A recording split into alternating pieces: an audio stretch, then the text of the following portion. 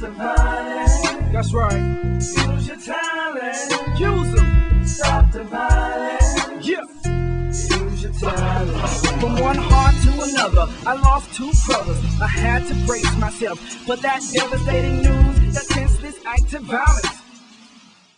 Hello, I'm Mann, co-host of the Stop the Violence Use Your Talent television show. Today we're here at the Christian Business Women Conference, interviewing some of the top leading ladies in our community.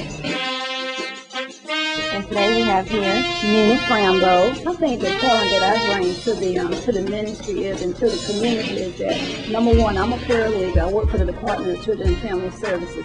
So I have a heart and a passion for society. God really ministered to my heart about a women's ministry. And at that time, I think I kind of went on my own way, kind of overlooked it. But once I returned to the marketplace, my heart was grieved for women in the business place, because there was not a lot of support and not a lot of encouragement for women. And I saw them go through different things as far as trying to work a full-time job, raise a family, provide ministry to their churches, and but there was no support for them on the job.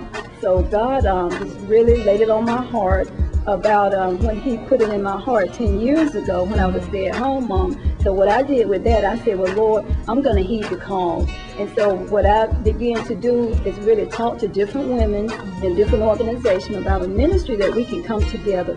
We can love one another, support one another. But not only that, that we can give back to our community by helping someone else succeed. And in conjunction with that, we feel a call on our life. Another way that we can give back to our society is to touch the youth. So that way we can incorporate the young girls, put them in a positive business environment, mentor them, encourage them to go to school, get your degree, and maybe some of those young girls, these business owners, can actually give them a job, employ them, and prepare them for the future.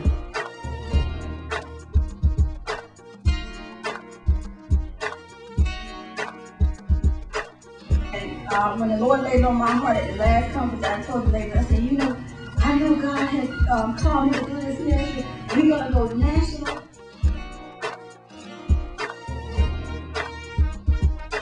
The Christian Business Women exist to encourage and support Christian women in the marketplace through time in the Word, prayer, and networking. Our goal is to inspire and challenge women to utilize their God-given talents and abilities to become the individual they were created to be. Our desire is to encourage Christian business women to give back to their community by helping someone succeed. And by helping someone succeed, we mean to go back to that environment. We heard a testimony today about a young girl being raised up in a project, and she was less likely to succeed. And God has really elevated her. So it's not where you come from, it's where you're going. And it depends on who you're surrounded. You place individuals in positive environment, you support that individual, and then only God knows what that life is going to do for our future. Use your talent. Help somebody. My name is Mariah Musgrave, and I'm at Jacksonville Teen USA. what are you gaining from the Christian Business Women's Conference? Definitely my walk with the Lord and how to keep it up with my faith and know that God is always by my side. As Jacksonville Teen USA, I do have my obligations, and I use singing and dancing as a tool to teach children how to prevent child abduction, as I am the spokesmodel for an abduction awareness organization held in Orlando called Eyes of America. Connie Clay Woodard. My husband and I publish Alberta Catholic magazine. It's a free local Christian women's magazine that is distributed on the first of every odd month. The magazine's mission is designed to inspire, equip, and inform Christian women. So our goal is to strengthen the community by strengthening the Christian family.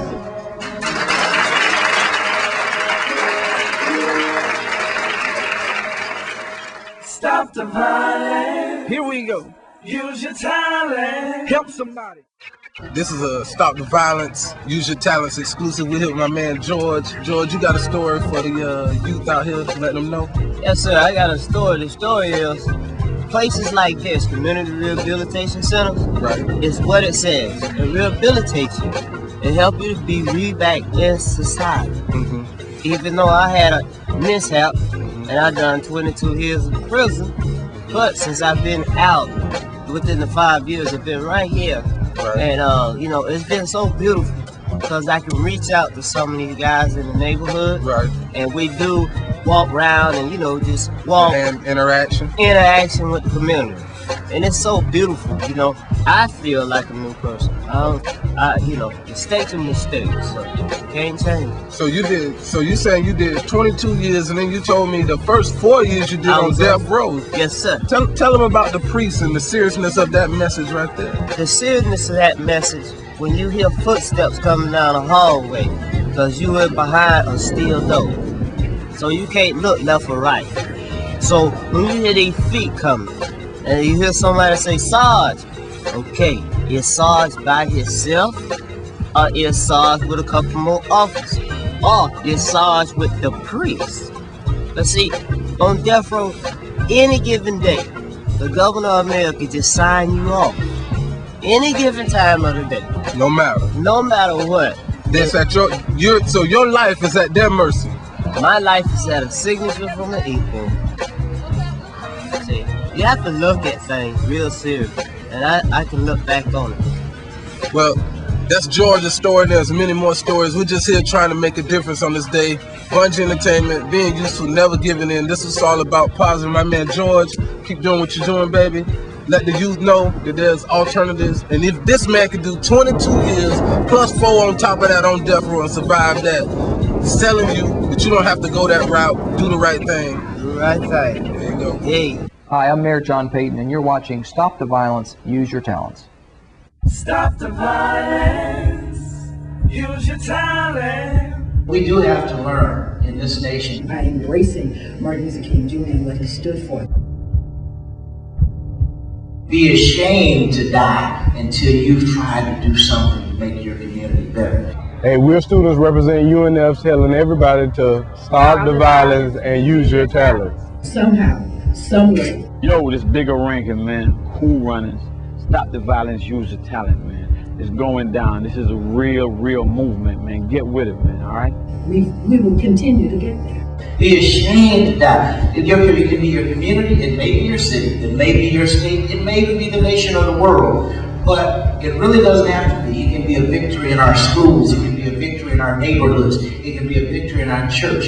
But at the end of the day, be ashamed to die until you won a victory for humanity. This is Landon's 7th grade basketball team. Stop the violence, use your talents. Let this be your anthem. God bless you. This is Bishop Arthur Jones, pastor of All International Church, here with G and Stop the Violence.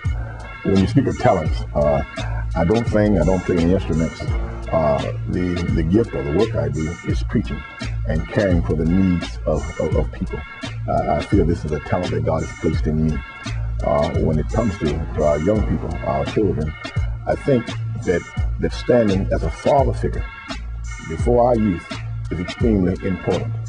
Most of our children, as they grow up, they seek place, acceptance, and love. Now, if they can't find that place, acceptance, and love within the family circle, they're going outside the family circle to find that place of position, acceptance, and love. And often they wind up in gangs or in trouble.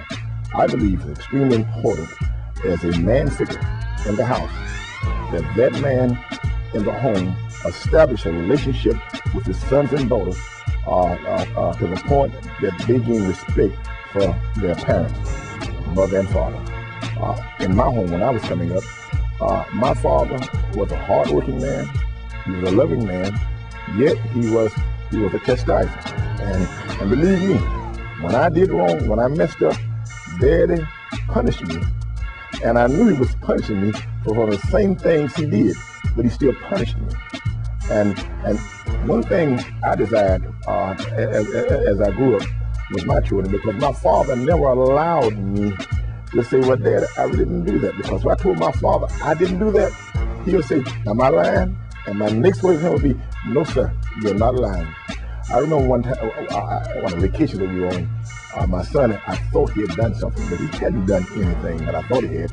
And I was chastising him openly because I've always said social embarrassment deserves social punishment. And I was chastising him openly.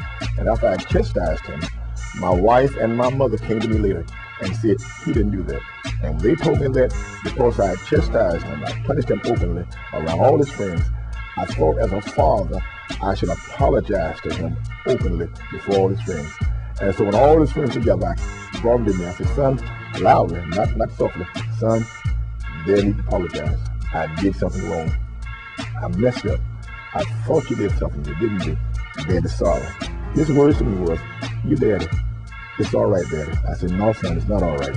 Because parents make mistakes too. That's important. That children must know that parents make mistakes, that they have made mistakes, but the parents' job, the parents' desire is to help their children not to make the same mistakes that they made. It is very important for the father to show up in the house. In most instances, the mother is always there, but the father in the house, with love in his heart, makes his house strong and calls his sons to have a place where they can look for leadership, for guidance, and to have a role model in their own home. I think that the talent that God has given me is to stand as a father figure before the youth of our community. No one in my family has been murdered, but I've dealt often with the families of murdered victims in funerals and consultations and dealt with them as they journeyed through that loss. And for any family that loses a family member in such a way, it has to be a great pain and a weight to carry, and a loss that sometimes some family members find it difficult to ever recover from. As a pastor, I find it difficult, and this is being honest, to find the right words to say. And so I lean on that I receive from God's Spirit, His understanding, to lead me in each area and each loss for each family. Though the person may have been murdered, in each family the circumstances are different and the needs are different. And it's very important that we don't try to ball everybody up in the same box, because the way you handle one person, you cannot handle another. And so I find it very important that you make yourself available just to be there, because you're not going to really find the word to soothe or to comfort, but to be there, to lend a helping hand, to show up, and to let them know that wherever you need me to help you, I'll be available. And to journey with them through the loss, because it takes time for wounds like this to heal. Stop the violence. Here we go. Use your talent. Help somebody. Hi, this is Congresswoman Corrine Brown, and you're tuned into Stop the Violence TV show.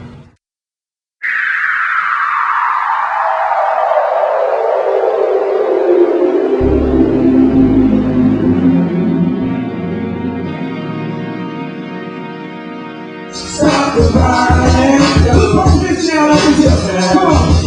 Gotta be bold. Come on. Use your talent. Come on. Stop the violence. Come on, you gotta feel it. Come on, you gotta be proud of all the violence that's going on in the city. You gotta say it. Use your talent. Come on, tell somebody to stop the violence. When families suffer loss, and I counsel them, many times they're questioning God, they're upset with God, they're angry with God, and they're asking why this had to happen. I prayed, I fasted, I believed God, and God let this happen to me. And you can honestly hear the frustration and the anger in their voice toward God.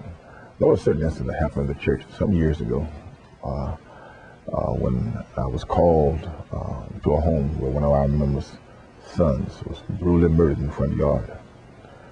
And the mother, when I got there, the mother said to me, she said, Pastor, go out there and pray for my son and ask God to take my son into heaven. I looked at her and I said, daughter, I can't ask God to take your son to heaven, but what I can do, I can pray for your sons who are here and your daughter. She said to me, if you can't ask God to take my son to heaven, I don't need you to do nothing for me. That was her words to me. It was words spoken in anger and hurt and pain. But if I had told her that I would do that, and when I stood before her dead son and asked God to take him into heaven, I would have prayed a lie and would not have been truthful before God. So often it's difficult to deal with that hurt and that loss, and you need God to lead you in that. She did come back later and apologize for what she said, but that was done because she was hurting. And because we live in the flesh, often when loss, especially when loss comes that tragically and that hard, then anger follows, and we get angry with anybody that does not help us to satisfy the need of our heart. As far as comforting words, encouraging words for the families who have suffered loss, be it murder victims or just lost, that your heart, your mind, your spirit be encouraged toward God, that your faith be alive in Him, that He might comfort you in whatever need you have in life. It is very important during this time of loss that family members purpose in their hearts to stick together. It is my prayer for each of you who have suffered loss that somehow, as a family, journey through this loss together, that your love will increase one for another and for our God. I want to say to every man, to every woman, that has a son or a daughter, we have great responsibility to watch over our children. It begins in the home, to safeguard our kids, to teach our kids, to direct them, that when they enter into life as teenagers, as adults, they will enter understanding that there are certain values, certain standards that they must walk in. It begins home. Again, I want to encourage each who have lost someone to be encouraged in God, and some way, somehow, if you trust Him, God will bring you out. God bless you.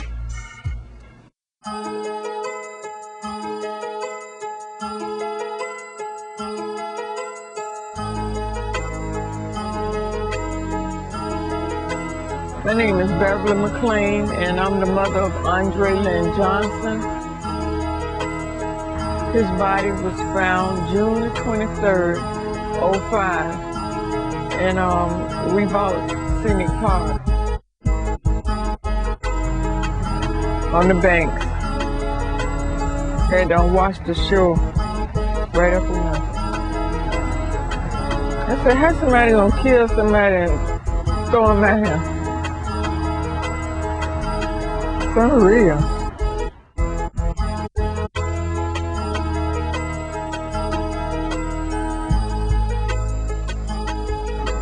It's been devastating, and it's been, been a rough time. It's been hard, losing a child and you don't know what happened to him.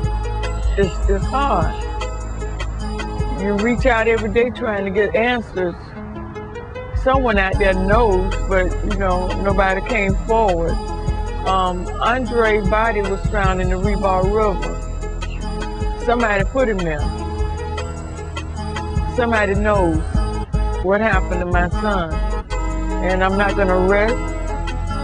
I'm not gonna stop doing what I'm doing until I know something. Somebody will come forward and say something. Let me know something. What happened? What did he do to make you so angry where you had to kill him and throw him in the river? Please, I'm begging. Someone knows what happened. Stop the violence. Here we go. The person that killed my son and that's out there killing, you know who you are. God know who you are. God said He know every hair on your head. And I know He know your name. And it's just a matter of time. The vengeance is His, said the Lord. So, I don't have no hate or animosity in my heart for you. I want you to know that I love you in Jesus. And you need to get it right. You need to get it right. Use your talent. Help somebody. Andre was using his talents, talking to young people, telling them about his story and how he went to prison and, how it made a difference in his life. And he went to prison and it's supposed to rehabilitate you and, you know, prepare you to come back out in the streets to live a normal life, but the doors weren't open for them. All the doors was closed, you know.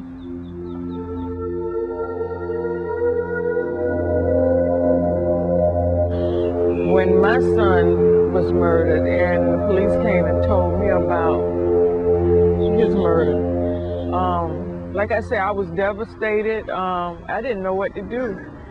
And I was just sitting there talking to the Lord, you know. And I thank God for my faith in my church and my pastor.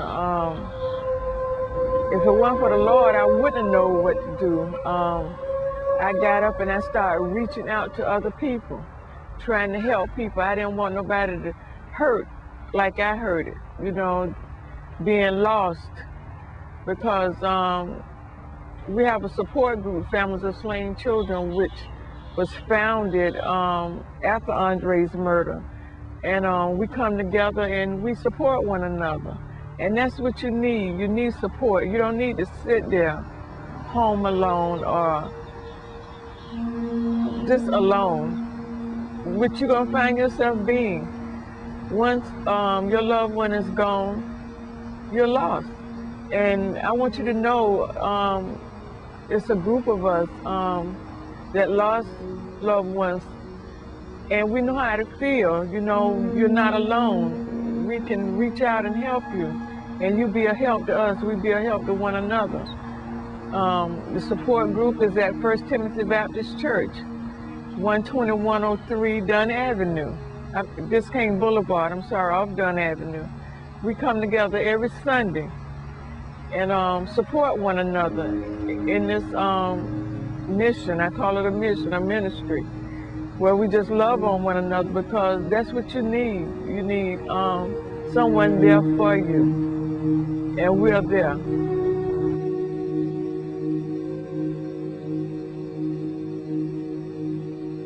My name is Rudy McClain. I'm the father of Andre Lynn Johnson. My son Andre Lynn Johnson was murdered. It affected my life. It hurts. It hurts that somebody would do him like they did him, you know. All that I can say how it's affected my life is I can feel other people hurt now. People that have lost loved ones, you know, murdered loved ones like that, and don't know what happened to them, you know. I can empathize with them, you know, because it's not a good feeling to have one somebody murder and you never know what happened or who did what, and you know, and it just that it leaves a opening there that's never been closed, you know, not being closed, you know. The problem we have today, you know, that people don't come forward, they see things, you know. The only way you're gonna solve a problem is people come forward, you know, and then you don't understand until it hit home, because that person if it took that person's life, they'll take your life too, you know. So, you know, come forward. That's all I can say. Stop the violence. Here we go. Use your talent. Help somebody. Andre lose his talents.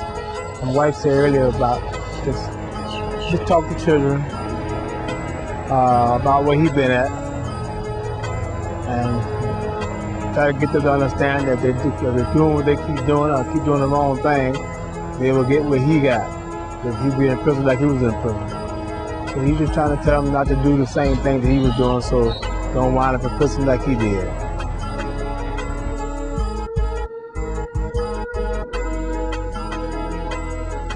It's very important that you get some support. You know, after you have discovered you lost a loved one, you get some support. Don't try to do it by yourself, because it's bigger than you.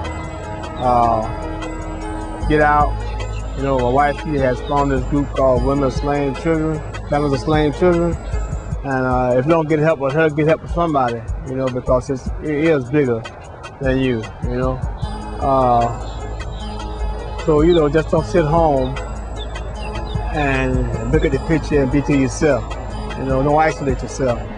Try to get out and talk to people, and this group she formed is real good because you need people who are lost people just like you, you know, and y'all have so much to share. You know? So I suggest that don't sit home. Show other people that show your hurt. You know, pain shared is pain lessened. Thank you. Use your talent. Help somebody. We hope that the show has been very informative to you. We've gotten a chance to speak and interview with some of the most top leading prestigious leaders in our community, such as Nina, who's founder and president of the Christian Business Women's Ministry, who held the conference, which I was able to attend, that was very enlightening and empowering. It was good to see some of the women in our communities getting together, as well as some of the youth, such as Miss Teen Jacksonville, and who are doing things and talking with the youth, and they're using their talent. Let us not forget our murder victim, Andre Johnson. And if you have any information concerning his death, please contact your local authorities. And remember, stop the violence, use your talent.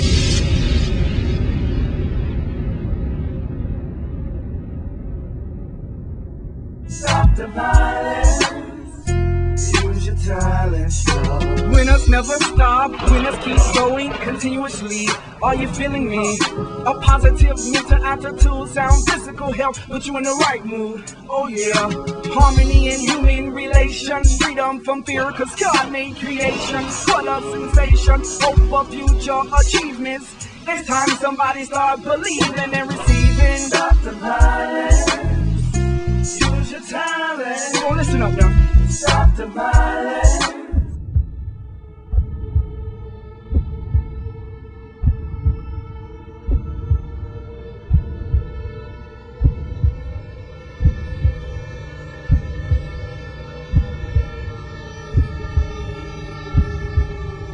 Stop the violence. Stop. Use your talent. Use it. Stop the violence. Use your talent. If you got any information concerning any violent crime, please contact your local officials. Tell someone. It may help. A lot of people don't understand it until it happens to them. It happened to me and my family twice. I lost a cousin and a brother. We got to stand up and make a difference.